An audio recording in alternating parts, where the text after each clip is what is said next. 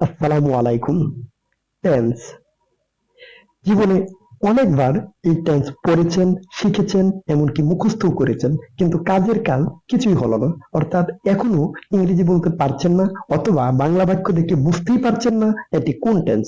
তাহলে এই পরিস্থিতিতে আপনি কোন টেন্সের স্ট্রাকচার প্রয়োগ করবেন, আর কিভাবেই বা বাক্যটিকে ইংরেজি করবেন?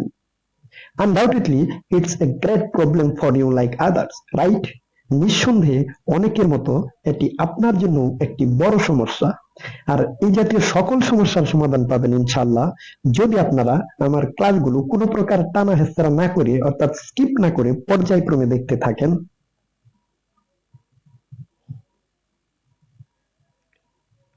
আমরা স্কুলে, কলেজে, প্রাইভেটে বা কোচিং এ বিভিন্ন জায়গায় বিভিন্ন জনের কাছে বিভিন্নভাবে টেন্স পড়েছি, শিখেছি বা মুখস্থ করেছি। আজকে আমরা এই সমস্ত গতানুগতিক ধারায় টেন্স পড়বো না, শিখবো না, এমনকি মুখস্থও করবো না। তাহলে কি করব? শুধুই বুঝার চেষ্টা করব টেন্স বিষয়টা আসলে কি। আর এই বিষয়টি ভালোভাবে না বোঝা পর্যন্ত আমরা ইংরেজি বলতে পারবো না, কেননা English is not our mother tongue. ইংরেজিটা আমাদের মাতৃভাষা নয় যে এটা আমরা ন্যাচারালি বা এমনিতেই শিখে ফেলবো বা বলতে শুরু করব। এর জন্য কিছু মৌলিক বিষয় অবশ্যই বুঝতে হবে,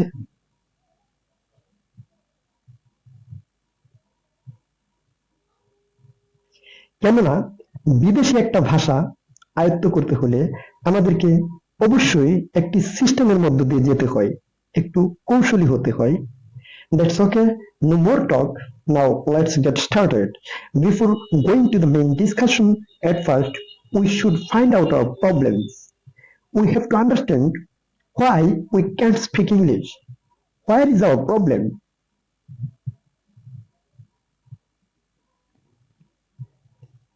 একটি পেশেন্টের প্রপার ট্রিটমেন্টের জন্য প্রথমেই প্রয়োজন সঠিকভাবে রোগটা ডায়াগনোসিস করতে পারা বা ধরতে পারা।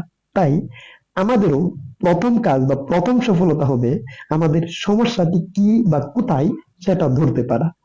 একটা বিষয় খেয়াল করুন, আপনারা যদি আমাদের দেশের কোনো শিক্ষক বা বিজ্ঞজনদের কাছে পরামর্শ চান যে I want to speak English, what can I do for this,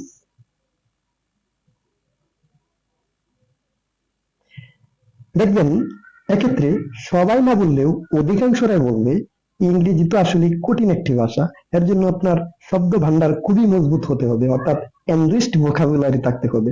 আর এই কাজটি করার জন্য প্রতিদিন ডিকশনারি থেকে কমপক্ষে 10টি থেকে 20টি আননোন ওয়ার্ড শিখতে হবে, গ্রামার জানতে হবে, টেন্সের স্ট্রাকচার ভালোভাবে মুখস্থ করতে হবে, ইংলিশ মুভি দেখতে হবে, ইংলিশ নিউজ শুনতে হবে, ইংলিশ নিউজ পেপার পড়তে হবে, ইংলিশ স্টোরি, নভেল বা ড্রামা পড়তে হবে, ইত্যাদি ইত্যাদি।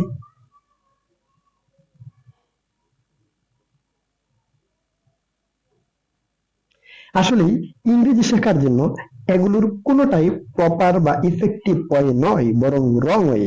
ইংরেজিটা আমি কিন্তু এভাবে শিখিনি বা শিখতে পারিনি। গডসে অনেস্টলি বলছি, আমি অভিজ্ঞজনদের পরামর্শে ইংরেজিটা এভাবেই শিখতে চেয়েছিলাম, কিন্তু ব্যর্থ হয়েছি। তারপর সফল হয়েছি নিজস্ব টেকনিকে এবং প্রচেষ্টায়। আর সেটাই আমি আপনাদের সাথে শেয়ার করব। এতে যদি আপনারা সফল হন বা কিছুটা হলেও উপকৃত হন, তাহলে সেটাই হবে আমার satisfaction. That's okay. Now come to the point. If anyone thinks that after learning all grammatical rules or after enriching his vocabulary he will speak English fluently, it will be never possible. অর্থাৎ যদি কেউ মনে করে গ্রামারের সব নিয়ম কানুন জেনে বা সব বাংলা শব্দের ইংরেজি জেনে তবেই সে ইংরেজি বলা শুরু করবে, তাহলে এটা কখনোই সম্ভব হবে না। কেননা সবকিছু জানা কোনো মানুষের পক্ষেই সম্ভব নয়। Only Allah knows everything. Every man has lack of knowledge, every man has limitation of knowledge.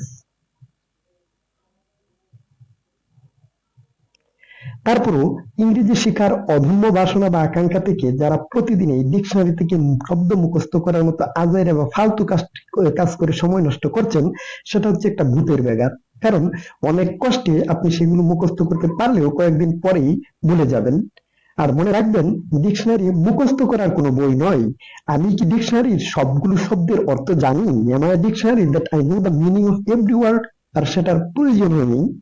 আপনাদেরকে একটি চমকপ্রদ ও আশ্চর্যজনক তথ্য দিই।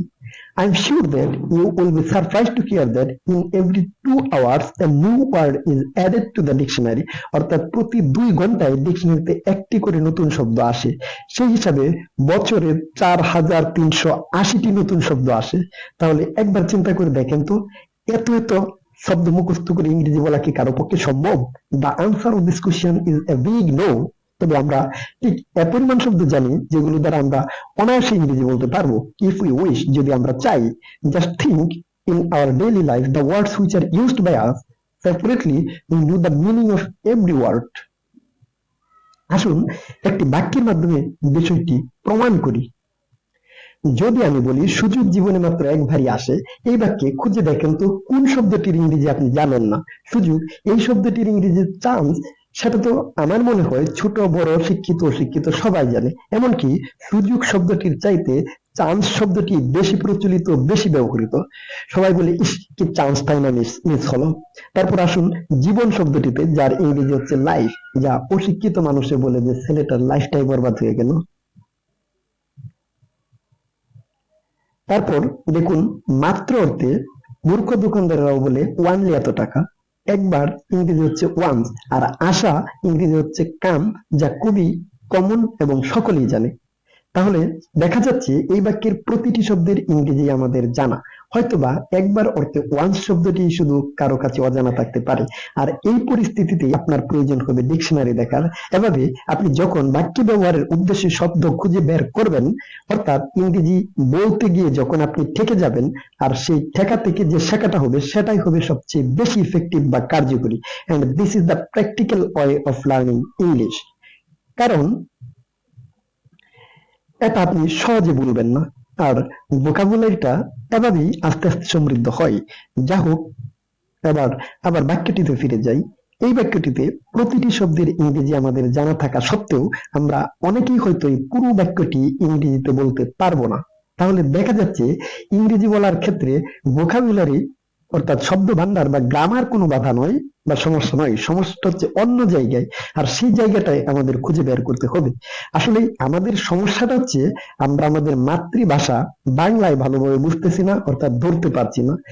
বাংলা বাক্যটা কোন কালের, সহজ কথায় কোন টেন্সে পড়েছে সেটাই বুঝতেছি না। তাই টেন্সের সবগুলো স্ট্রাকচার জানা থাকা সত্ত্বেও আমরা তা প্রয়োগ করতে পারছি না বা ইংরেজি বলতে পারছি না। তাই ইংরেজি, উর্দু, হিন্দি বা চাইনিজ অর্থাৎ পৃথিবীর যে ভাষাতেই আপনি পাণ্ডিত্য বা দক্ষতা অর্জন করতে চান না কেন, প্রথমেই আপনার নিজের ভাষাটা ভালোভাবে বুঝতে হবে।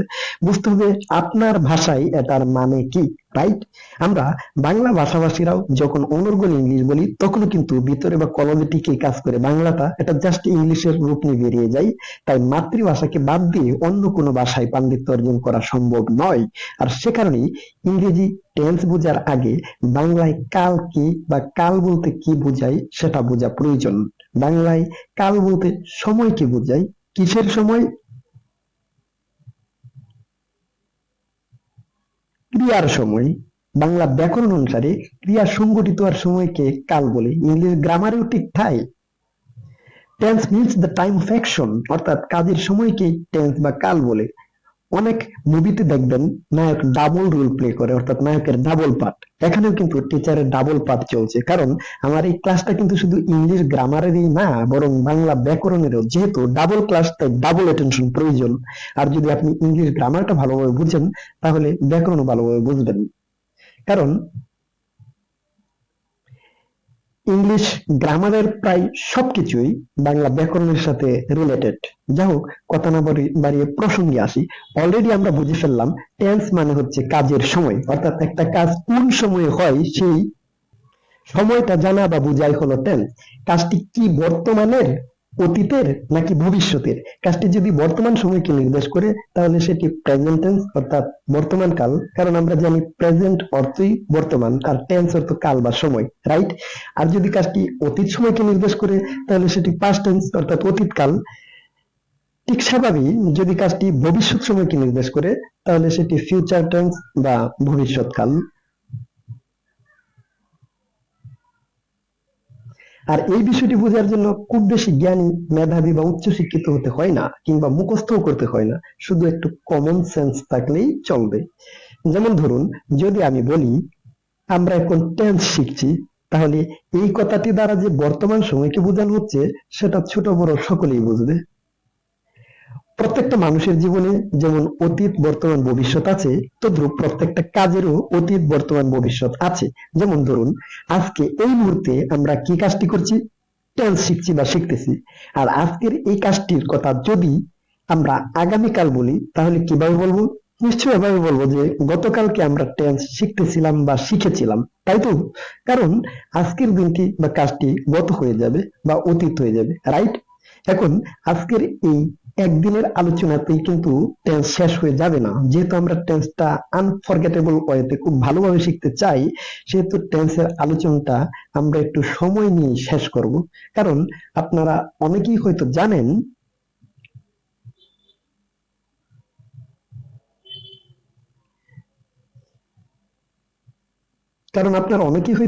Tense is called the heart or soul of English language. অর্থাৎ টেন্সকে বলা হয় ইংরেজি ভাষার প্রাণ, হৃদয় বা আত্মা। আর জানেনই তো হার্ট কিরকম ভাইটাল বা এসেন্সিয়াল একটা অর্গান, সেটা তো বলার অপেক্ষা রাখে না। হার্টলেস একটা মানুষের কথা যেমন ভাবা যায় না, ঠিক তদ্রুপ টেন্সবিহীন ইংলিশ ল্যাঙ্গুয়েজের কথাও চিন্তা করা যায় না। তাই আমরা আগামীকালকেও টেন্স শিখব। তাহলে এবার লক্ষ্য করুন, প্রথম, আজকে আমরা টেন্স শিখছি, এই কথাটা যে বর্তমান সময়ের, সেটা তো ছোট বড় শিক্ষিত শিক্ষিত সকলেই বুঝবে। আবার দ্বিতীয়ত, যখন বললাম গতকালকে আমরা টেন্স শিখেছিলাম, এই কথাটা যে অতীতকালের, সেটাও সকলেই বুঝবে। আবার লক্ষ্য করুন তৃতীয় বাক্য বা তিন নং কথায় যখন আমরা বললাম তৃতীয়বারের মতো আমরা আগামীকালকে টেন্স শিখবো, এই কথাটা যে ভবিষ্যৎকালের, সেটাও সকলেই বুঝবে। তাহলে আমরা এতক্ষণ কথায় কথায় যা পড়লাম তা যদি হাইলাইট করি বা সংজ্ঞা ধার করি, তাহলে বিষয়টা এমন হবে যে যে টেন্স বর্তমান সময়ের কাজ নিয়ে আলোচনা করে তাকে প্রেজেন্ট টেন্স বলে, যে টেন্স অতীত সময়ের কাজ নিয়ে আলোচনা টেন্স বলে, যে টেন্স ভবিষ্যৎ সময়ের কাজ নিয়ে আলোচনা করে তাকে ফিউচার টেন্স বলে। That's okay, no more today, more when we start again. Today, I want to finish here inviting everyone to the next class. Thanks for watching.